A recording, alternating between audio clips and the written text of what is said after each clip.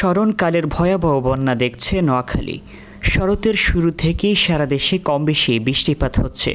এরই মধ্যে আজ দেশের ৬ বিভাগে ভারী বর্ষণের সতর্কতা সহ সারা দেশে বৃষ্টির আভাস দিচ্ছেন আবহাওয়া অধিদপ্তর।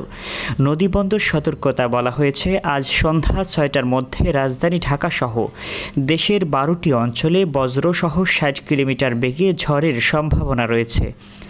ঢাকা, ময়মনসিংহ, ফরিদপুর, মাদারীপুর, খুলনা, বরিশাল, পটুয়াখালী, নোয়াখালী, কুমিল্লা, চট্টগ্রাম, কক্সবাজার ও সিলেট অঞ্চলসমূহের ওপর দিয়ে দক্ষিণ বা দক্ষিণ পূর্ব দিক থেকে ঘন্টায় ৪৫ থেকে ৬০ কিলোমিটার বেগে অস্থায়ীভাবে দমকা বা ঝড়ো হাওয়ার বৃষ্টি বা বজ্রবৃষ্টি হতে পারে।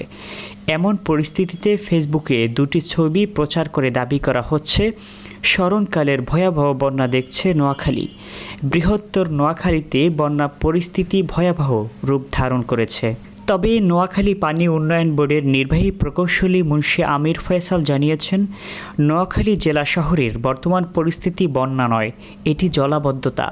কারণ হচ্ছে বিগত এক মাসে প্রায় ১,০২৭ মিলিমিটার বৃষ্টি হয়েছে নোয়াখালী জেলায়। গত ২ আগস্ট রেকর্ড ২৭১ মিলিমিটার বৃষ্টিপাত হয়েছে নোয়াখালীতে। এই বিপুল পরিমাণ বৃষ্টিপাতের ফলে শহরে জলাবদ্ধতা তৈরি হয়ে প্লাবিত হয়েছে। অস্বাভাবিক বৃষ্টিপাতের পরিমাণ কমে গেলে এই পরিস্থিতি উন্নতি হবে বলে জানিয়েছেন নোয়াখালী পানি উন্নয়ন বোর্ড। তকি খান, নিউজ 9 ডেস্ক।